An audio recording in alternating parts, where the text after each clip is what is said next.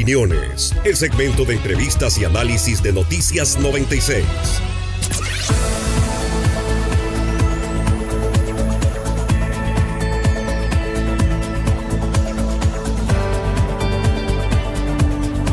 Para pasar el link, por favor. Buenos días con todas las personas que nos ven y nos escuchan acá día jueves en la 96.9. Esperemos que nos hayan extrañado durante todos estos días. Acá, como siempre, bien acompañado por Dianita Holguín y por la doctora Mireli Casa, acá para ver todo lo que ha pasado en esta semana y lo último que pasó el día de ayer en esa noticia bomba que sale aquí en esta radio que tanto hemos hablado de si hay o no hay una Asamblea Nacional Constituyente. Hoy, día de bullying para mí de parte de Johnny, porque dice, primera vez que usted lo veo sin terno. Tan informal. Deportivo. Pero bueno, así toca, hay matices en la vida a veces, ni tan ¿no? deportivo, también casual. Sí. Para mí está bien, un Pero es lunes que yo jueves. le dice, está deportivo, o sea, ¿a qué hora sale el fútbol? Ya parece que vamos, es el partido de fútbol, ¿no? Sí estamos formales, pero acorde a veces a la ocasión. Mireli, buenos días. Buenos días. ¿Qué iba a decir Johnny? A ver. Como que va la confraternidad. Ah, sí, Ya ¿qué tal? mismo ¿Qué lo tal esa saludo. confraternidad? Estuvimos, ganamos el Ya. último fin de semana, este fin de semana Pero no importante, fue goleada a la como 1 el de la tarde. clásico, ¿o 3-0 humildemente. Muy bien, 3-0 muy bien. humildemente. 3-0 humildemente este día sábado. Por temas académicos no voy a poder acompañar a la confraternidad Jaime Hurtado, pero confío en que sin mí van a poder hacer un buen papel. Van a poder ganar. Esperemos que sí. Bueno, buen día, qué emoción acompañarlos nuevamente y tenemos muchas noticias por comentar el día de hoy. Y sí, la bomba, ¿no? Ahora se anuncia una asamblea constituyente y justo vamos a comentar de eso más adelante, me parece. Tenemos Así un es. invitado también, sí. ¿Qué tal, amigos? Buenos días. Diana les saluda. La verdad es que esa noticia ya estaba dando de qué hablar a primera hora en la mañana entre las personas, porque sabemos que eso había sido una propuesta del presidente en campaña, pero una vez obtenida la mayoría en la asamblea, pues eso quedó de lado. Lo vamos a analizar en el segundo bloque, luego de la entrevista también de otro tema que sorprendió a los ecuatorianos el viernes pasado con el decreto que elimina el subsidio al diésel y bueno, ha causado repercusiones a nivel nacional, específicamente en el sector de transportistas. Sabemos que tiene una finalidad de restar un peso a las arcas fiscales para un tema de mejoramiento en cuanto a los ingresos del país. Y eso lo vamos a analizar en breves minutos con ¿A qué hora está pactada la Alberto entrevista? Acosta Burneo, a las 7:40, me parece. Ya. Entonces nos avisan si ya está conectado el economista para poder hablar de este tema que 50 años de subsidio, ¿no? 50 años. Sí, Desde que nosotros nacimos ya había subsidio por si acaso. Desde antes. Desde antes ya había subsidio por si acaso. Mucho antes. O sea, nosotros crecimos. Obviamente con el tema al calor del subsidio. Al calor del subsidio. El subsidio de todo el tema de los combustibles, pero siempre se habló esto, a ver, son los abogados, Dianita, economista, pero... Yo no soy economista, soy No. periodista.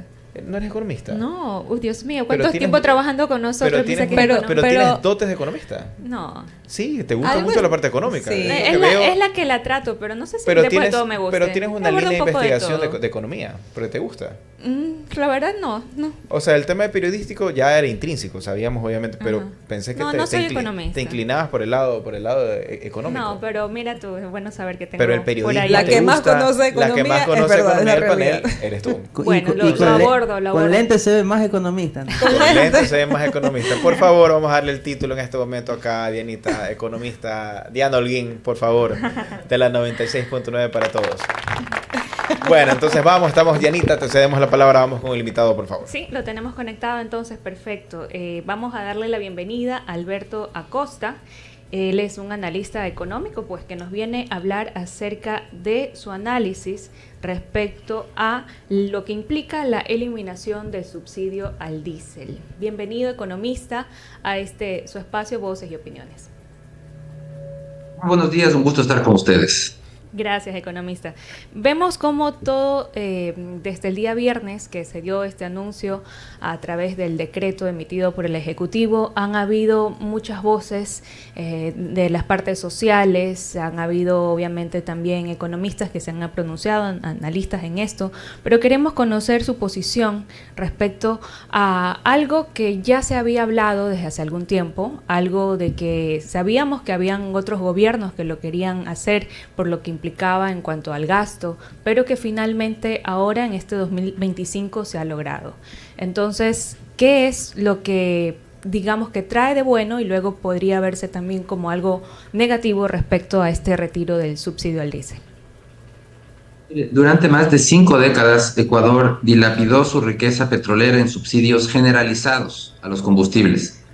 Y el problema es que son generalizados, porque es una práctica que no beneficia a los más vulnerables, sino que se convierte en una transferencia masiva de recursos hacia los más ricos. Ya en su momento hubo un estudio, hace más de 10 años, un estudio del Ministerio de la Producción que estimó a quién estamos subsidiando en materia de combustibles. Y la conclusión a la que llega es demoledora. El 20% más rico de la población capturaba el 55% de los subsidios a los combustibles. A nivel general, estoy hablando de gas, gasolinas y diésel. Esto es antes de las focalizaciones. 55%, es decir, más de la mitad para el 20% más rico. Esto era entre 1.500 y 2.000 millones de dólares al año para subsidiar a la población más rica del Ecuador, un país pobre. Es un absurdo total. ¿Y cuánto iba al 20% más pobre? Adivinen. Bueno, apenas 3%. Entonces me pueden decir qué tipo de subsidio estábamos haciendo. Un subsidio en donde el grueso del subsidio va a los más ricos y apenas las migajas llegaban a los más pobres. Por eso es que es tan urgente este cambio tan importante. Es un cambio, una decisión histórica, inteligente, bien hecha, porque lo que busca es transformar un subsidio generalizado que beneficia al que más tiene, y no se diga beneficia al contrabando de combustible. Los contrabandistas estaban felices, era un gran negocio contrabandear con combustibles para venderlo en Colombia o en Perú. Y también para los grupos irregulares, las redes criminales, etcétera. Ahora lo que se está buscando es acabar con el subsidio generalizado y transformarlo en un subsidio focalizado. Se crean nuevos subsidios, pero específicamente a quienes más lo necesitan. Economista, y con esto pues también hay este temor de que suban los precios. Se habla ya también de un porcentaje de inflación dentro de los próximos meses. La ciudadanía está un poco preocupada, ¿no? Porque en teoría él dice que es el principal combustible para los transportistas, para poder llevar cargas, incluso por ejemplo de los principales alimentos de la canasta básica, tengan una repercusión respecto a incrementar el consumo en los hogares. ¿Qué es lo que se puede conocer al respecto? El fantasma de la espiral inflacionaria es un mito. Eso es falso. No se va a producir una espiral inflacionaria. Y esto lo podemos decir desde la teoría económica y desde la práctica. Empecemos desde la práctica. El año pasado se eliminó los subsidios a las gasolinas en junio y estas mismas voces decían: todo se va a ir a las nubes, va a haber una espiral inflacionaria. ¿Qué sucedió? Los precios subieron, sí, subió la inflación. ¿Pero a cuánto subió la inflación? A 1,57% en julio. Y a partir de agosto empezó a descender. Entonces, ¿qué tuvimos? Una inflación transitoria, por un solo mes subió la inflación y después la inflación descendió. El mercado y la competencia funciona como un freno natural frente a los abusos o aumentos abusivos, porque ya hemos visto, y también está sucediendo ahora, la primera reacción es incremento de precios rápidos. Hemos visto en los mercados todo está subiendo, pero también hay un tema aquí, hay toda esa incertidumbre frente al cierre de carreteras, pero esos incrementos se van a ver moderados de manera inmediata y se va a repetir lo que pasó el año pasado. Se eleva la inflación un primer mes y los siguientes meses la inflación comienza a descender. Es del mismo esquema. ¿Por qué? Porque el diésel es apenas uno de los insumos de producción y no es el más importante. Más importante para la producción, por ejemplo, es el trabajo, los salarios. Y cada año cuando suben los salarios, la gente no sale a manifestar y a decir va a haber una espiral inflacionaria porque están incrementando los salarios. ¿Por qué no sucede cuando suben los salarios, que es más importante en la producción? Porque si vemos en la estructura de costos, el pago de salarios es mucho más importante que los combustibles. Analizando, por ejemplo, para los productos del mercado, ¿cuánto representa en una libra de papa el incremento? Y no llegamos ni siquiera a una fracción de centavo de dólar. Es decir, si vamos por el lado de costos, el costo de transportar una libra de papa al mercado no se incrementa ni siquiera en una fracción de centavo. Entonces, hay que estar muy claros, ese miedo de la espiral inflacionaria no hay tal. Sí va a haber un incremento de precios, igual que sucedió en julio, pero se va a moderar en los meses siguientes. Va a ser un incremento por un mes, la economía se ajusta, muchos de esos incrementos tienen que retornar a niveles más bajos, porque si no, no venden, salen del mercado. Economista, ¿cómo está? Le saluda Mireli y Casa. Tengo una pregunta de algunas opiniones que he escuchado últimamente, que los subsidios son temporales, no tienen una naturaleza permanente. ¿Es esto correcto? ¿Los subsidios deben ser temporales? Y además de la necesidad de subsidiar a un sector, ¿de qué depende el tiempo en el que debe mantenerse? Bueno, primero, el subsidio tiene que ir a quien más necesita, alguien que realmente lo necesite. Estamos hablando de la población más vulnerable. Sí, y el mundo ideal es que sean temporales.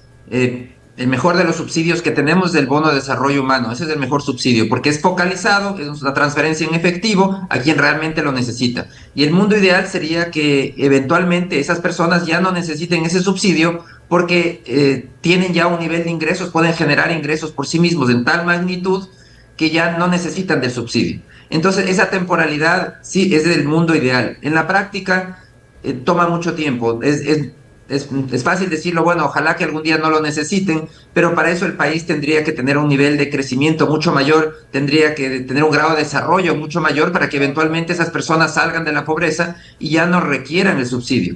Entonces, la condición para que ya no requerir el subsidio es que salgan de la pobreza. Alguien que ya no es pobre ya no necesita los subsidios. Y yo creo que ese es el criterio que deberíamos usar. Subsidiar a la población que esté en condición de pobreza, bajo la línea de la pobreza, mientras esté bajo la línea de la pobreza. El rato que sale de la línea de la pobreza, pues también deja de recibir los subsidios. Por eso es que todo hace sentido también con este esquema que se está haciendo con el diésel.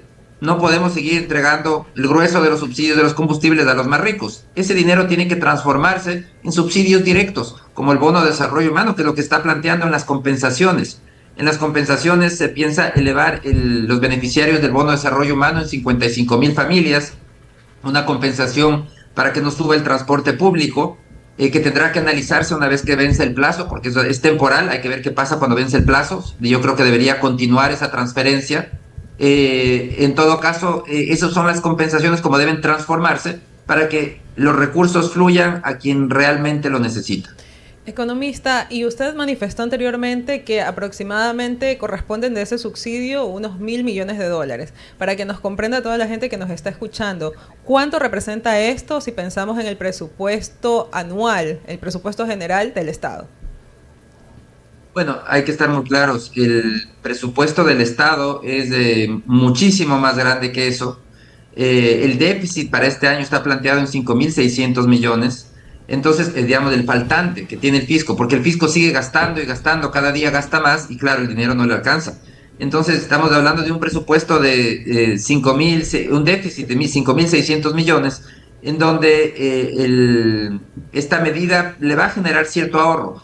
Tiene un presupuesto de 1.100 millones de dólares la focalización del diésel, el subsidio del diésel, pero el Estado no se va a ahorrar ese monto total, porque como decíamos, parte de ese monto se va a transformar en un subsidio focalizado. Yo creo que el ahorro neto probablemente esté entre 600 y 700 millones. Eso es algo que todavía hay que verlo. Entonces, eso es lo que realmente se ahorra el fisco, le ayuda a cerrar la brecha fiscal en algo. Ya no serán 5.600 millones de déficit, sino alrededor de 4.900 millones. Pero seguimos hablando de un déficit importante. De ninguna manera se puede pensar que esto corrige todos los problemas fiscales. Comprendo. Una última pregunta que me permitan mis compañeros. Gobiernos anteriores ya han intentado quitar el subsidio al diésel y no han podido hacerlo, ¿verdad? Han tenido que retractarse incluso. ¿Qué ve usted diferente en esta situación, en la actualidad, respecto de la medida que tomó el gobierno y también la actitud de los transportistas o los sectores que pudieran sentirse afectados y estas mesas de diálogos que se han abierto? Bueno, el gobierno aplicó las mismas medidas que hizo Lenín Moreno, pero cambió el orden de los factores. Y eso hace toda la diferencia. Este gobierno definitivamente ha mostrado muchísimo olfato político, muchísima astucia. y está haciendo las cosas de manera distinta. ¿Qué es lo que hizo? Bueno, recordemos primero que hizo Lenín Moreno. Lenín Moreno ajustó el precio, creó una banda de precios y después dijo voy a negociar compensaciones y nunca lo hizo. Noboa, ¿qué hace? Cambia el orden de los factores y esto ya lo hizo con las gasolinas y ahora esta misma receta exitosa la repite con el diésel. Por delante empieza con las compensaciones. Entonces, el viernes anuncia la focalización del subsidio y el lunes la plata ya estaba en la cuenta de los transportistas que se habían inscrito al programa. Así de rápido fue el tema. No fue como el caso de Moreno que dijo voy a negociar compensaciones y pasaron 3 meses y no pasó nada y se reunieron y discutieron y nunca pasó nada. Aquí empieza con las compensaciones, después sigue el ajuste del precio y en diciembre tendremos una banda de precios. De esa manera lo que logra el presidente es desarticular cualquier oposición organizada. Hemos visto cómo masivamente los transportistas se están inscribiendo al programa de compensaciones de entre 400 y $1,000 al mes. Y eso lo que hace al final del día es dividir cualquier oposición organizada. Siempre hay grupos que se van a oponer. La CONAIE, por ejemplo, que está en una crisis interna pavorosa y que tiene cada vez menos representación, quiere ver en esto una oportunidad para revivir políticamente. Entonces ya están anunciando, discutiendo, a ver si es que van a hacer manifestaciones, etcétera. Pero lo que tienen que estar muy claros es que en este momento no hay una oposición generalizada ni organizada. El grueso de los transportistas están apoyando la medida, se han incorporado y se han montado en el esquema de compensaciones y de esa manera lo que vamos a ver es que esta medida tiene muchísima más probabilidad de terminar exitosamente. Empezó bien y puede terminar aún mejor gracias a este diseño político muy astuto, muy bien pensado para poder garantizar que la medida tenga un respaldo o al menos que no tenga una oposición generalizada. Economistas, sabemos que estas medidas, incluyendo la reducción del peso estatal, por ejemplo, también son una de las recomendaciones del Fondo Monetario Internacional para poder seguir inyectando de fondos al país. Inevitablemente también el tema del retiro de subsidios y como vemos pues ya se lo ha realizado. Pero ¿era el momento, de acuerdo a su análisis, era el momento ahora hacerlo o quizás esperar un poco más? No, yo creo que el momento para retirar los subsidios y tener subsidios focalizados en lugar de generalizados era hace 50 años. Definitivamente nos ha tomado demasiado tiempo, 50 años, no puede ser esperar 2 generaciones más para que se tome una decisión. Por otro lado, se quiere poner como que fuese un cuestionamiento que el Fondo Monetario pedía focalizar subsidios. Esto de aquí es como el equivalente a un paciente que tiene diabetes y que va al médico y el médico le dice no consuma azúcar. Y el paciente se pone histérico y dice, ¿por qué me dice eso? Yo no tengo por qué hacerle caso. Pero es que es evidente, si el paciente sabe que tiene diabetes, no es necesario o es irrelevante que el médico le diga que no consuma azúcar. El paciente debe hacer eso porque eso es lo que le conviene. Entonces esta medida no tiene nada que ver y no debió haber tenido nada que ver con el tema de lo que pida o no pida el Fondo Monetario. Es una decisión que los ecuatorianos debimos haber tomado hace 50 años y no desperdiciar de esa manera, despilfarrar nuestra riqueza petrolera. 50 años de riqueza petrolera al traste. Si hubiésemos destinado esos más de 60,000 millones de dólares a educar a la población, a invertir en los ciudadanos, en lugar de alimentar vehículos, si los hubiésemos destinado a educar a la población, bueno, el país hubiese dejado de ser subdesarrollado hace muchísimos años. Si hubiésemos dedicado a invertir en salud, en seguridad, esas decisiones equivocadas. Muy pocos países, especialmente países pobres, son los que hacen estos errores. Venezuela es otro caso que ha hecho estos errores, que son realmente, en lugar de invertir en los ciudadanos, terminan destinando esos recursos a alimentar vehículos. Entonces es una decisión que se debió haber tomado hace muchísimo tiempo. Lamentablemente no lo hicimos y de esa manera despilfarramos nuestra riqueza petrolera. Queremos agradecerle, economista Alberto Acosta, por habernos acompañado esta mañana en Voces y Opiniones, dándonos su análisis acerca de las implicaciones del retiro del subsidio al diésel. Muchísimas gracias, siempre es un gusto.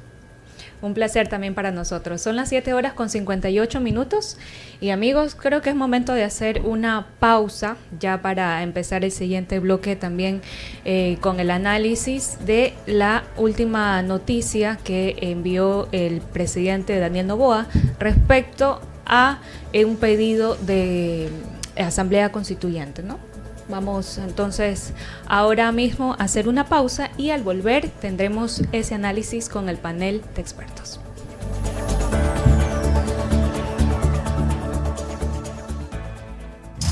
Ahora, en la 96.9 te damos buenas recomendaciones. Ya regresamos con más. ¿Alquilas tu casa y quieres evitar complicaciones con el servicio eléctrico? ¿Tienes una casa vacacional que usas por temporadas o simplemente quieres tener mayor control de tu consumo? El servicio prepago de CNLP es para ti. Todos tus inquilinos recargan según sus necesidades, con total independencia. Solicita hoy tu medidor prepago. CNLP, recarga, controla y ahorra. El nuevo Ecuador. Elegancia que se nota, distinción que se siente. Cavalieri viste al verdadero caballero. ¿Deseas vestirte con distinción y marcar una diferencia en la forma en que te presentes ante los demás? Entonces debes ir a Cavalieri, el mejor lugar para vestir, acorde a la ocasión con elegancia y distinción. Visítanos en nuestros locales ubicados en San Borondón Plaza y en la Ciudadela Kennedy, Avenida Miguel H. Alcíbar. Trajes, corbatas, accesorios y una amplia variedad de texturas esperan por ti. Déjate asesorar simplemente por los mejores. Cavalieri, donde nace el arte de vestir bien.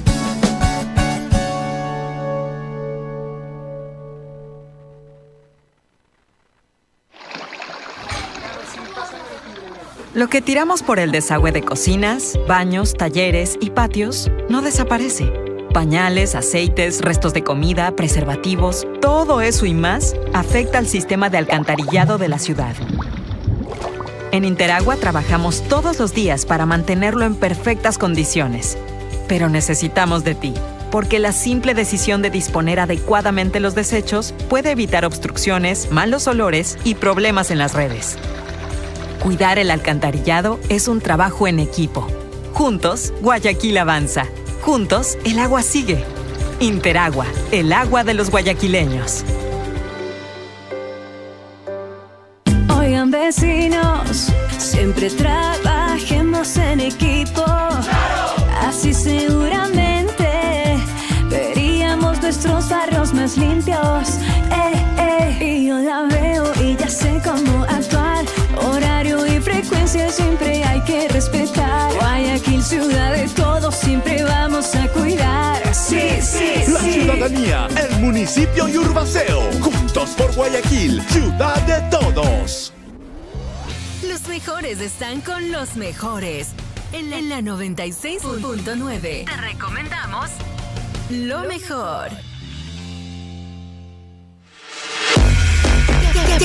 Ya puedes llevarnos contigo a todas partes.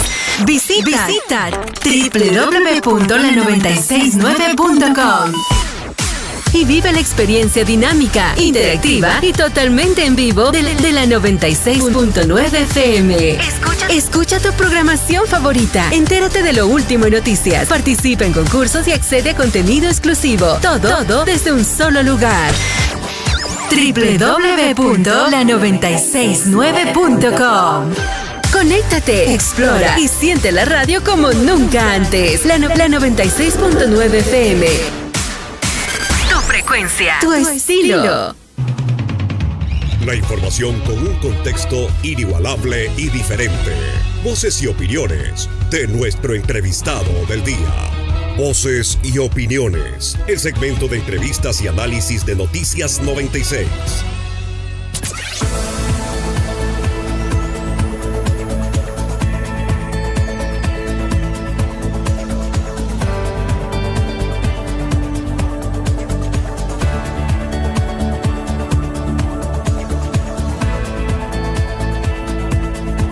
Sí, no, probando, 1, 2. ¿Qué tal, amigos? 8:02. Estamos de vuelta en su espacio Voces y Opiniones. Ahora sí, estamos bastante cómodos. Muchas gracias a quienes nos siguen a través de Facebook y YouTube en @la96.9 FM. Seguimos aquí con más información, pero antes, una recomendación. Elegancia que se nota, distinción que se siente. Cavalieri viste al verdadero caballero. Deseas vestirte con distinción y marcar una diferencia en la forma en que te presentas ante los demás. dudas, entonces debes ir a Cavalieri, el mejor lugar para vestir acorde a la ocasión con elegancia y distinción. Visítanos en nuestros locales ubicados en San Borondón Plaza y en la Ciudadela Kennedy, Avenida Miguel H. Alcíbar. Trajes, corbatas, accesorios y una amplia variedad de texturas esperan por ti. Déjate asesorar simplemente por los mejores. Cavalieri, donde nace el arte de vestir bien. Buenos días, Francia. Buenas días, noches. Francia. ¿Cómo Buenos días, estamos? Francia. Se incorpora al panel Francia. Ha llegado ese ha sido después mi de... sonido es que la verdad, Ese es el sonido clásico de Johnny. Aparece Aparece por magia. arte de magia. ¿Y qué pasó, Francia? ¿Tráfico? No, ¿Qué? tráfico, El además que tráfico. sí, se me complica mucho. La verdad es que esta entrada de clases ya me estaba confiado por Pero la entrada de clases todavía no entra. Todavía no entra en clase. Oye, ¿en serio? Todavía no ¿En entra en serio? clase.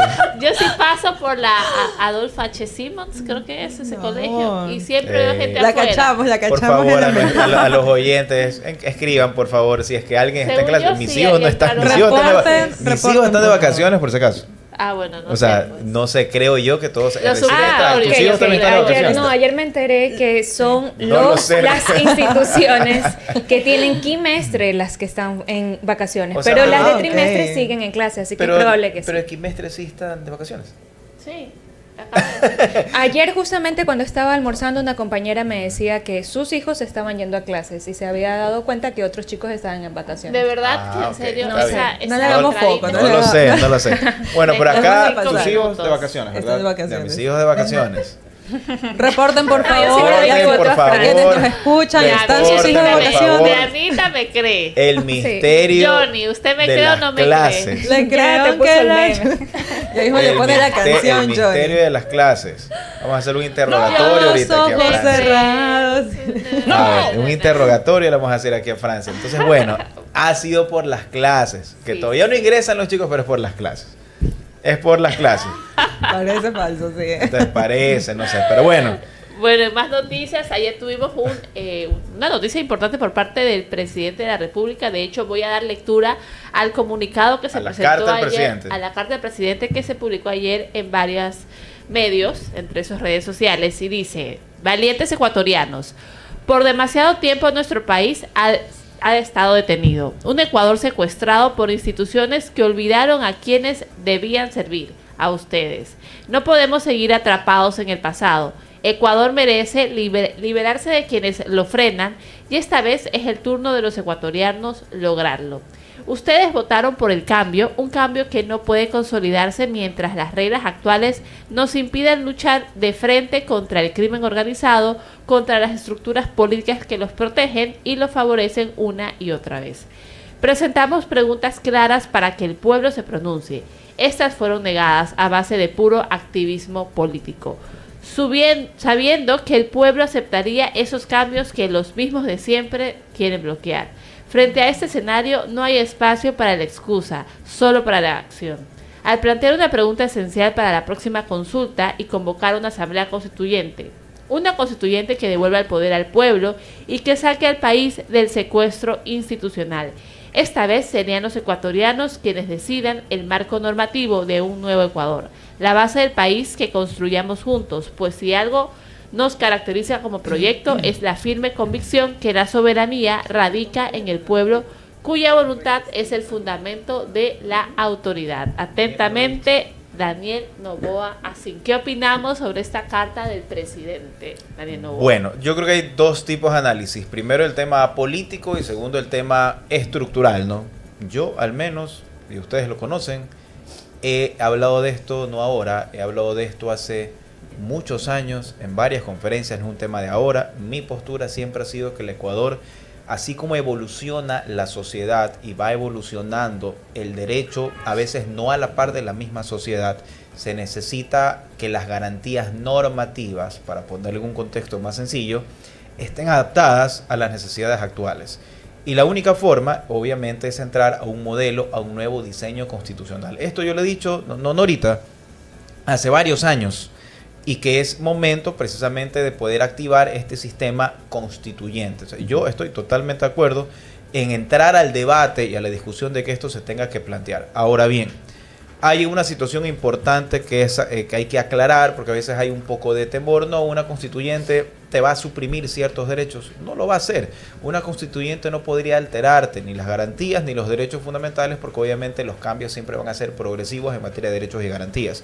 Sin embargo, lo que sí es importante es entrar a la discusión de la parte orgánica y estructural de la Constitución con la división del poder del Estado, que ya es diferente. Ahora, el análisis también parte por otra situación que es evidente, que es obviamente que no es la primera vez que esto se habla. Yo he contabilizado 10 ocasiones, pero leí también que han sido 12. Para mí son 10 ocasiones en que se ha activado o se ha solicitado a la Corte Constitucional pedidos para ir a una Asamblea Nacional Constituyente. Y en todas estas ocasiones no se han cumplido con los requisitos de formalidad para poderlo hacer. Entonces, hay que saber cumplir cada uno de estos parámetros y requisitos para saber si efectivamente hay o no hay una Asamblea Nacional Constituyente. Y lo segundo, que no es un tema inmediato, no es un tema de 3 meses, no es un tema de 2 meses, es un tema que va a llevar al menos 3 elecciones. La primera, a decidir si armamos o no una constituyente. La segunda, para elegir a los representantes, y la tercera, para validar todo. Y vean lo que pasó, por ejemplo, en Chile. En Chile, 2 votaciones iniciales favorables y la tercera dijo no.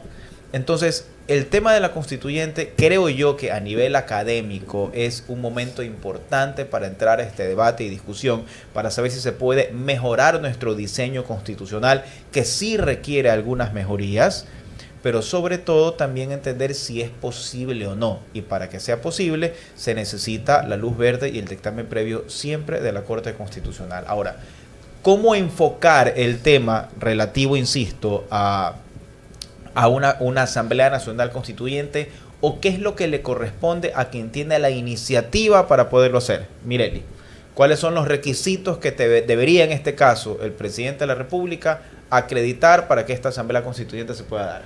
Claro, bueno, la Asamblea Constituyente en efecto la puede activar la ciudadanía, por eso hemos visto también los diferentes pedidos que se han enviado a la Corte Constitucional. La Corte Constitucional se ha pronunciado sobre esto, ¿no? También la Asamblea Nacional y en este caso el Ejecutivo, que es lo que estamos hablando por el pronunciamiento que tuvo el día de ayer el presidente de la República, en donde ya nos dice se va por la Asamblea Constituyente. Ahora, para activar esta vía debe enviar obviamente su propuesta a la Corte Constitucional y ahí debe justificar varias cosas. Primero, debe explicarnos por qué los otros mecanismos, como la reforma parcial y la enmienda, no son suficientes para poder realizar los cambios que quiere realizar. En este caso, sabemos que la Asamblea Constituyente se lleva a cabo cuando se va a restringir derechos, a hacer cambios restrictivos en los derechos no justificados a la luz de la protección y progresividad de los derechos. Eso está claro, así lo ha dicho también la Corte Constitucional y consta en la Constitución. Y también cuando se va a reformar las garantías constitucionales y además cuando se cambia el proceso de reforma de Constitución. Ya, pero yo aquí en esa parte, yo creo que al existir ya, por ejemplo, los 2 dictámenes previos de la Corte, indicando que no es factible algunas preguntas que quería hacer el presidente, ya en esos pronunciamientos se indicó, eso solamente podría darse a través de una Asamblea Nacional Constituyente. Entonces, esta justificación de la aplicación de la vía, por así decirlo, ya la tendrías. Sí. Porque tendrías algunas preguntas que fueron propuestas y la Corte dijo, no, ni con enmiendas ni con reforma parcial. Entonces, correcto. Bajo ese mismo argumento, puedes tomar en todo caso la justificación de la vía para generar la estructuración, esta motivación realmente de lo que tiene que ver con la Asamblea Nacional Constituyente. Otra cosa es que hagas bien la pregunta, ¿no? Que es el segundo requisito para implementar la Asamblea. Y de seguro que a más de estas propuestas que se han hecho anteriormente, que ya la Corte le dijo, la vía es la Asamblea Constituyente, debe tener el Estado algunas otras. No es que es obligación que las tenga, no. Lo que digo es, de seguro debe tener otras propuestas más que no ha presentado aún, pero va a aprovechar porque se trata de todo un cambio constitucional. ¿Cómo debería ser una buena pregunta para que la gente la conteste? Debe ser bastante clara, debe ser una pregunta directa que no deje lugar a dudas de lo que se va a decidir en urnas, que no tenga tampoco una carga emotiva que esté llevando a quien va a decidir a tomar una decisión por cuanto, por ejemplo, lo pongo en un estado en donde por así decirlo, un poco manipulativo, ¿no? Me parece que se apagó el micrófono. No, todo bien, ya, perfecto. Está para el karaoke. Está para el karaoke. Ya, por ejemplo, si yo le pregunto a las personas, ¿usted quiere dejar de sufrir? Estoy poniendo un escenario así. ¿Usted quiere dejar de sufrir y cambiar la Constitución a fin de garantizar sus derechos? Y me explico, eso ya es una pregunta que va llamando a la emotividad y que puede estar llevando también a tomar al elector una decisión, pero no basado en algo objetivo. Entonces esas preguntas definitivamente no van o no deberían entrar, que confundan tampoco al elector o que tengan demasiadas cuestiones encerradas en una misma cosa, que le quite esa simplicidad y esa claridad y que la hagan compuesta, como si yo estoy preguntando dos cosas en una propuesta. Y aparte los considerandos son bastante importantes porque, o sea, el anexo que se va a aprobar, los considerandos deben justificar cuál es el objetivo de la Asamblea Constituyente, por qué se está llamando a votar si queremos una asamblea constituyente, y esto va de la mano con los cambios que se están queriendo proponer. Y de ahí también, Francia, adelante. Tengo una pregunta a ustedes dos, que son expertos en constitucional. ¿Cómo se escogerían a los asambleístas de esta nueva asamblea constituente? ¿Cuáles son los requisitos? Ese es otro de los requisitos. Ese es otro lío. Un estatuto, sí. Ese es el estatuto. Justo a eso iba. ¿Tiene lo que ver una muerte cruzada? No. La muerte cruzada es distinto. Eso es cuando ya asamblea y presidente dicen nos vamos todos. Ya no nos aguantamos y nos vamos. Eliminación de la actual asamblea, no. Claro, la muerte cruzada puede darse por iniciativa ya sea del presidente de la República o por destitución, en este caso, por cesación de funciones de la asamblea hacia el presidente. O sea, los dos tienen esa herramienta. Si la asamblea cesa al presidente, la asamblea también se va. Y el presidente vía decreto ejecutivo puede cesar a la asamblea, el presidente queda 6 meses en el cargo, legisla a través de decretos ejecutivos controlados por la Corte y listo. Fue lo que pasó con Guillermo Lasso. Acá, de armar una Asamblea Nacional Constituyente significa la Constitución que tienes ya no va más, vamos a implementar una nueva Constitución. Y en esa nueva Constitución vas a mantener y aumentar los derechos y garantías según sea el caso, y lo segundo, vas a rediseñar la estructura orgánica de la Constitución, es decir, vas a tomar la decisión si mantienes tus 5 poderes del Estado que existen ahora, tal vez no 5, 4, 3, 6, o sea, habría que ver si lo distribuyes de una forma distinta, pero tienes una nueva Constitución, entonces ahí tienes un nuevo diseño, un nuevo esquema que existe, que sí es importante porque hay situaciones que hemos visto tal vez que requieren mejoras orgánicamente dentro de la Constitución. Lo que decía Mireli, que es muy importante, es que el proponente, que como muy bien lo decía ella, pues hoy es el presidente de la República que es el proponente. El presidente dice, quiero hacerlo, y tiene la iniciativa. Pero esto también tiene la Asamblea Nacional, lo puede hacer, o también lo puede hacer la gente. De hecho, en estas 10 ocasiones que yo te cito, quien lo ha hecho siempre ha sido la gente. La gente que se ha unido y ha dicho, vean, queremos que la Corte Constitucional pronuncie para que haya una Asamblea Nacional Constituyente. El error en estas 10 ocasiones, o la mayoría de las ocasiones, es que se ha pedido una Asamblea Nacional Constituyente de plenos poderes, y eso no existe. Y la gente se confunde, pero en el 2008 hubo una Asamblea de plenos poderes, eso fue en el 2008. Pero ya esta Constitución y el actual diseño impiden que haya una Asamblea Nacional Constituyente de plenos poderes. Entonces, como lo decía Mireli, primer requisito, la justificación de la vía, es decir, ¿por qué yo, que soy el proponente, le pido a la Corte una nueva Constitución? ¿Qué es lo que esta Constitución no me da?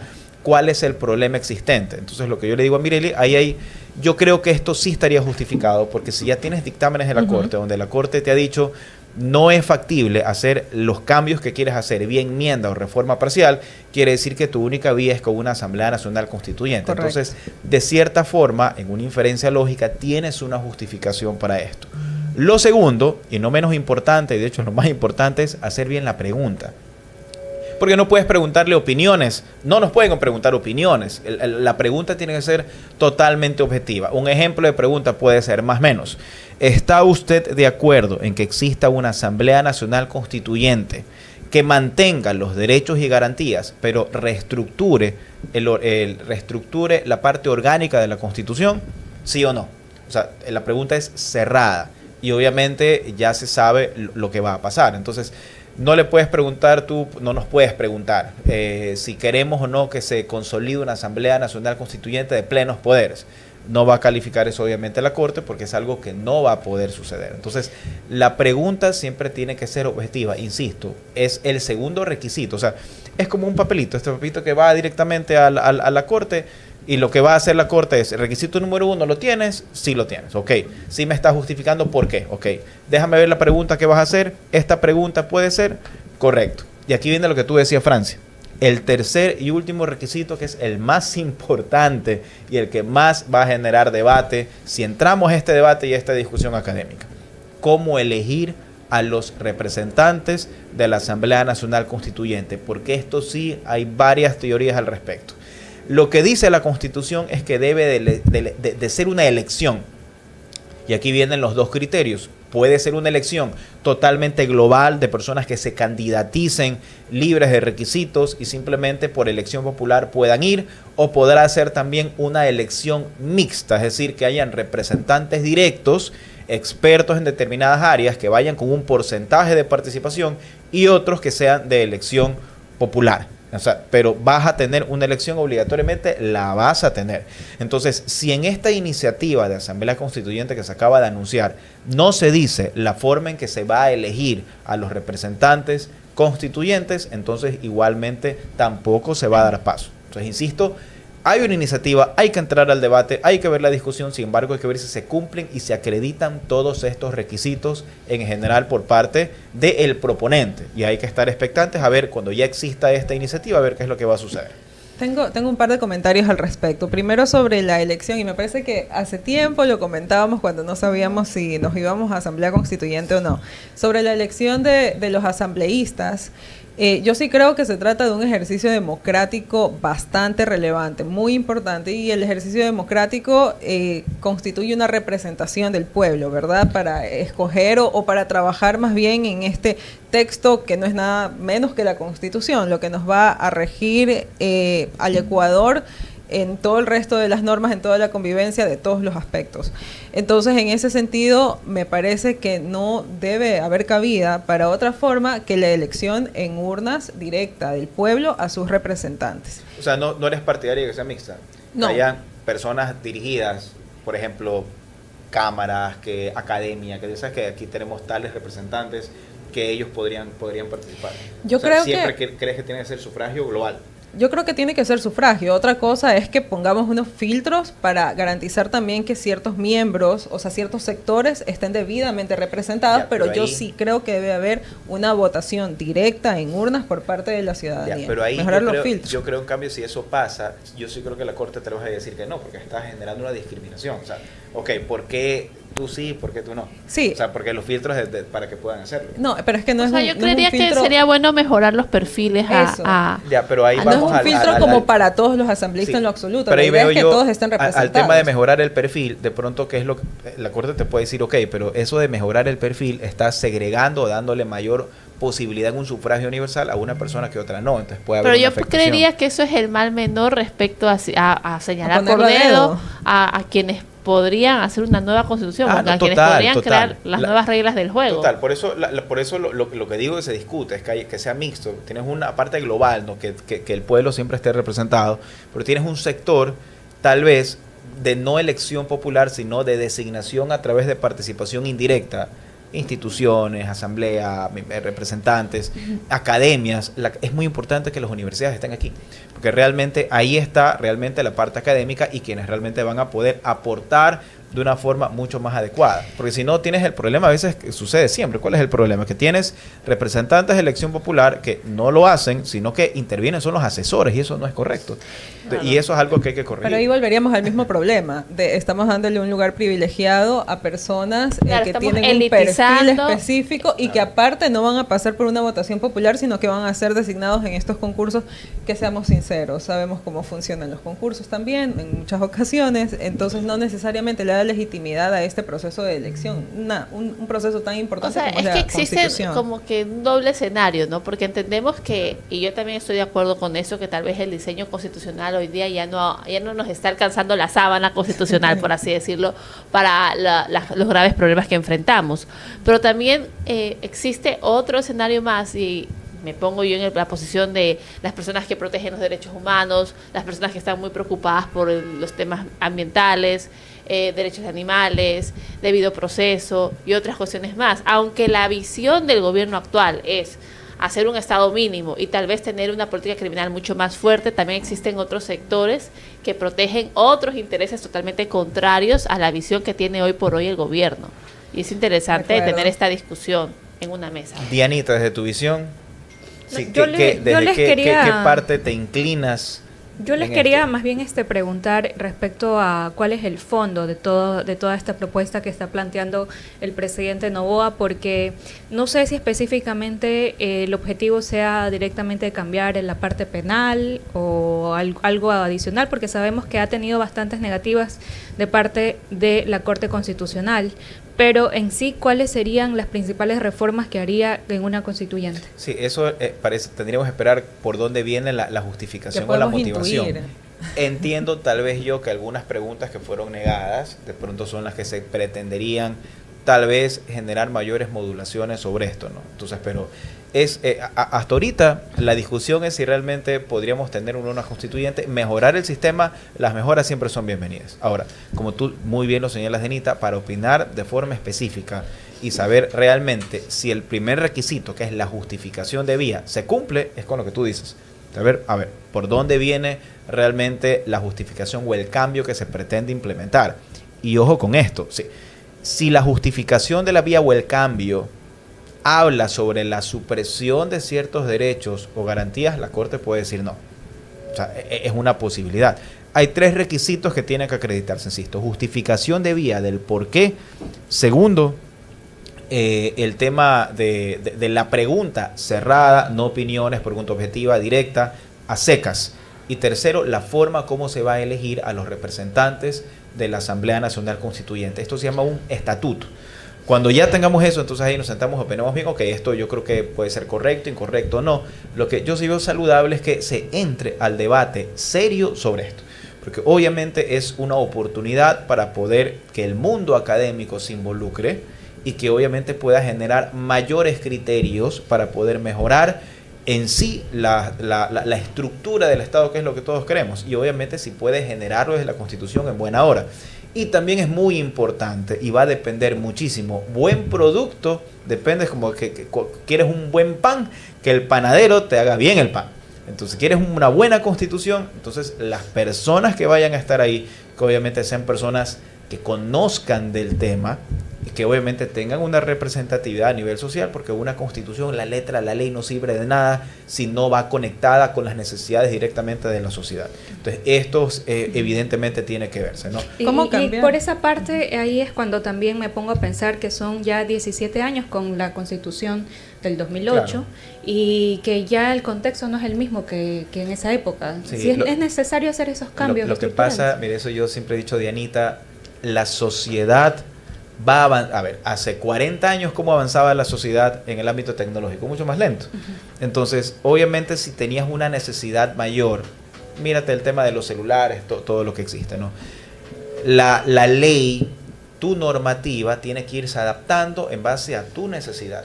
¿Okay? Pero ¿qué pasa cuando la sociedad avanza de una forma mucho más rápida y tus leyes no avanzan al ritmo de tus necesidades sociales existentes? Tienes que adaptarlas. Entonces me dirás, pero bueno, hay que hacer las reformas. Las reformas toman mucho tiempo. Adaptar o readaptar un sistema normativo de un país a tus necesidades reales toma tiempo y tiene sus filtros. Entonces eso quiere decir que han pasado mucho tiempo en una sociedad que el día de hoy avanza muchísimo. Este es el principal ejemplo. Hoy estamos, por ejemplo, estamos en la radio, la gente que está en su vehículo, que le mandamos un saludo, nos está escuchando. Pero quien esté conectado por streaming está en YouTube y nos está viendo. Claro, eso era impensable hace algunos años. En términos tecnológicos es como que hoy por hoy, con la cantidad de información que tenemos, con la cantidad de productividad que tenemos también, sigamos usando el BlackBerry Pin, más o menos. ¿No? Entonces, pero Estados Unidos sigue con su misma constitución desde hace muchos años. Estados Unidos es un régimen distinto, ¿no? Nosotros tenemos un régimen unitario, un régimen federal. Yo puedo aportar algo también, porque justamente el año pasado estuve en Texas hablando sobre derecho constitucional. Otro viaje de Francia. Que le recomiendo a Mirelle, que la veo súper apasionada en los temas constitucionales. Otro viaje. Y es que, si bien es cierto, la Constitución de Estados Unidos es una de las más antiguas del mundo, pero sí tienen reformas que se anotan después, ¿no? Al margen. Exactamente, y tiene más o menos el mismo tiempo que tenemos nosotros al cambio constitucional, más o menos 17 años. Y cada estado también tiene su exactamente, entonces básicamente también existe como que este recambio de reglas, por así decirlo, solo que igual mantienen como su texto original. A mí el paso del tiempo solamente no me parece suficiente para cambiar algo. Si tú tienes una casa y funciona muy bien, por más de que hayan pasado 20, 30 años y tiene, no sé, cuestiones sólidas, tal vez necesitas hacer remodelaciones de algunas partes, pero no necesariamente tumbar toda la casa y reconstruirla. Lo que creo importante es la justificación de por qué esta casa ya no nos es suficiente. Y eso es lo que no tengo todavía una opinión de si necesitamos una nueva constitución. Estoy esperando a que se haga la propuesta porque yo espero que vaya más allá de las propuestas que se han presentado ahora y que la Corte Constitucional le ha dicho, no, esto lo tienes que hacer a través de una asamblea constituyente. Debe haber alguna, a mi criterio, alguna justificación más grande, más fuerte o una explicación más consolidada de por qué necesitamos votar la casa y empezarla nuevamente, aunque definitivamente vayamos a mantener algunas cosas que la anterior, porque también empezar algo de cero, no, o sea, hay cosas que deben ir. Aparte, algo a mí sí me puede estar preocupando.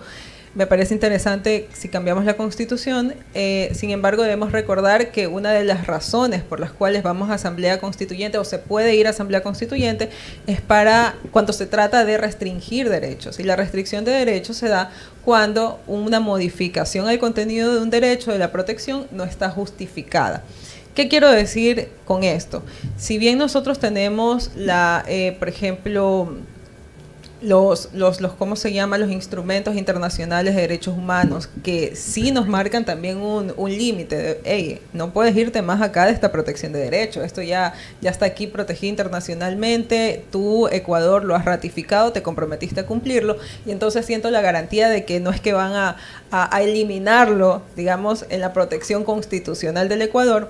Lo que sí podría hacerse es cambiar cómo concebimos los derechos. Por ejemplo, pudiera que la nueva Constitución ya no diga Estado Constitucional de Derechos y ya no reconozca de forma clara todos los derechos en su texto, y que esto también pudiera generar un problema de judicialización de casos de vulneración de estos derechos, y cambiar también la forma en la que nosotros reclamamos ante un juez, las famosas garantías jurisdiccionales, que acción de protección, etcétera, reclamamos ante un juez o una jueza la protección cuando hay una violación, ¿no?, a grupos vulnerables y todo. O sea, ¿qué es lo que quiero decir? Tenemos por un lado los instrumentos internacionales que sí ponen un límite tal vez a cosas que pudieran querer hacer algunas personas, pero no se van a poder hacer.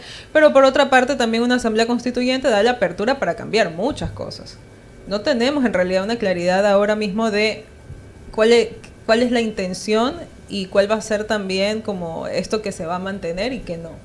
Sí, yo comparto unas cosas y discrepo en otras. A ver, yo creo que la Asamblea Nacional Constituyente no necesariamente es tumbar la casa y volverla a construir. O sea, la Asamblea Nacional Constituyente puede mantener solamente pues la estructura de la casa, los 4 pilares que sostienen todo, tú no los puedes cambiar.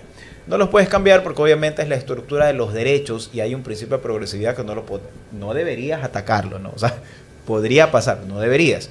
Entonces, lo que sí podrías modular son tus garantías jurisdiccionales. Eso sí, las garantías obviamente pueden entrar un rediseño, porque obviamente mantienes el pilar fundamental, pero el resto de cosas ya las vas moldeando, ¿no? Entonces vas a hacer un segundo piso, un tercer piso, en general, todo eso sí lo podrías rediseñar. Algo que no puedes hacerlo con enmienda y tampoco puedes hacerlo con una reforma parcial. Entonces, esto obviamente sí lo vas a poder hacer. Entonces, comparto el tema sí de la normativa internacional. Y la aplicación de los tratados y los convenios, obviamente, que ya te sujetan a que una Asamblea Nacional Constituyente tampoco puede ir en contra de tu normativa suscrita, aprobada por el Ecuador y de la que Ecuador es parte, ¿no? O sea, no es que en una Asamblea Nacional Constituyente puedes imponer, por ejemplo, en el Ecuador la pena de muerte. No puedes. O sea, no es que la Asamblea Nacional Constituyente pueda hacer lo que quiera. Eso es un error, porque obviamente estamos sujetos a parámetros internacionales que tenemos que regular y que tenemos que cumplir. O sea, esa parte no existe. Entonces, no es que simplemente tú vas a descomponer todo y a crear algo nuevo. No, vas a poder sí que se mejorar ciertos temas. Vas a poder no limitar, modular algunas cosas. Yo te digo modular en garantías, yo creería que sí, pero lo ideal es que tus derechos en la gama de derechos fundamentales de cuarta, de quinta generación, que lo llevo hablando hace mucho tiempo, se mantengan y vayas implementando más. Porque obviamente la naturaleza de una constituyente va a ser la implementación de más derechos, no restringirlos. No necesariamente, es que no necesariamente, nada te obliga en realidad a mantener la misma cantidad de derechos o a respetarlos todos. A ver, hay una obligación internacional, sí, pero no necesariamente debe constar en el texto, me explico. Y además de esto, la misma idea de una asamblea constituyente o una de las razones es la restricción de derechos. O sea, está reconocido como una razón o una forma de cambiar la Constitución que tu intención sea restringir los derechos. Y sí, estamos en un escenario en donde el deber ser sería respetar el sistema internacional de derechos humanos, lo que nosotros hemos ratificado como Ecuador. Ese es el deber ser. Sin embargo, en la práctica, lo que podemos ver son algunos, arbitrariedades. Es lo que sucede. Estoy hablando no necesariamente en este caso concreto, sino de los escenarios que se pueden dar en el Ecuador. Y entonces lo que sí yo considero es que si la razón para una asamblea constituyente, y está en la Constitución, es la restricción de derechos, una de las razones, pues es un escenario totalmente plausible en este caso. Bueno, ahí tienen dos opiniones, ¿verdad? Vamos a ver cuál nos convence más. Son dos abogados, 3 criterios, más o menos así. Pero bueno, yo soy Tim Mirelli. Pero no importa. Ya tenemos una apuesta con Mirelli, pero ya la otra apuesta. Yo quiero que tú ganes. No, en este caso. Ya la otra apuesta, ¿cómo se llama? Quedó sin efecto, porque ya habíamos apostado por las preguntas. Porque todavía tiene que resolver la Pero corte. lo que pasa es que las preguntas ya se retiran, pues. Pero no las han retirado todavía. Bueno, sí, pero vendrían en todo caso, ya quedan sin efecto y vendría una sola pregunta. Corte Constitucional. Quiero hacer un pedido directo ahorita, bastante urgente. Quiero ganar el desayuno. País. Necesito que resuelvan rápido eso antes de que las retiren. Para ganar el desayuno. Bueno, vamos a ir viendo. Con mayor criterio, tal vez podríamos el próximo jueves, una vez que esté ya calificada la pregunta, y ahí sí vamos a ver mayormente qué es de pronto lo que puede ir pasando, ¿no? Pero bueno, el debate está abierto. Ya, aquí el debate está abierto. Ven que ni nosotros nos ponemos de acuerdo. Imagínense lo que pueda pasar igualmente con todas las personas en general. Mayores criterios tendremos con ustedes ya plasmada la pregunta, justificada, justificación de la vía, la pregunta y el estatuto. Ahí vamos a ver. Para equilibrar la balanza, deberíamos más adelante también, les pongo aquí a consideración, hablar un poco del costo de los derechos. El costo económico de los derechos. Eso justamente iba a tocar, pero ya se nos queda corto el programa, así que el siguiente jueves venimos estudiando los costos o la parte económica de cada derecho. ¿Cuánto le está costando a cada estado? Si quiere puedo continuar nomás. No, hay cosas que hacer. Perdón. Está bien. Hasta las 10. Gracias. Pero un cafecito. Bueno, envíen su saludo a la confraternidad. Por favor, momento de los saludos, el momento más importante del día. Póngame música cultural, Johnny. El momento importante del día. Música cultural, por favor. El momento importante del día. Los saludos a todas las... Se me duerme, Johnny. Los saludos a todas las personas que nos ven y nos escuchan. Un saludo muy importante, pero no quieren que yo lo haga. Ya saben que la confraternidad Jaime Hurtado quiere que ustedes den los saludos apropiadamente. A la confraternidad Jaime Hurtado, lo que sí me dijeron que diga, a la famosa trinca del equipo. La trinca. Al doctor Abdo y al doctor Gudiño. Es la ellos trinca. son los que se pelearon. No se han peleado, pero ellos son los que arman clandestinamente antes del partido las alineaciones. Las alineaciones antes del partido. Los directores técnicos. Esa es la música, el momento cultural, por favor. A ver, ¿cómo se llaman los directores técnicos clandestinos? El doctor Abdo y el doctor Gudiño. Doctor Abdo, doctor Gudiño, por favor pongan al doctor Constaín de delantero. Queremos verlo goleando. No, conmigo no es. Conmigo no es, conmigo no es. Por favor, para verlo, a ver si es verdad tanta belleza. Pero el pedido formal es que no me lo sienten al doctor Parrales. Yo no voy a poder compartir con el equipo por temas académicos, entonces, pero mi puesto en el medio campo queda públicamente cedido para el doctor Parrales. Para la máquina Parrales, para que vaya y ataque en el medio campo, que ponga orden, que entrena todos los días. Doctor Parrales, yo confío en usted. Vaya y haga su mejor esfuerzo en un partido importante contra grandes amigos míos, mi ex equipo del año anterior, Lawyers, que hubiera encantado jugar ese partido, pero lastimosamente no voy a poder estar presente, pero yo confío en que el equipo va a tener un buen resultado. Entonces, mucha suerte a la trinca, mucha suerte a la máquina Parrales, a la máquina Parrales, ¿no? A la máquina Parrales. A la máquina Parrales, por favor, queremos ver esos goles. Y bueno, con eso despedimos este programa. Nos vemos con ustedes el siguiente jueves. Y con Dianita mañana. Hasta mañana, así es. Hasta el siguiente jueves. Hasta mañana. Y hasta muchas mañana. gracias. Hasta el jueves. Hasta el jueves. Buen día.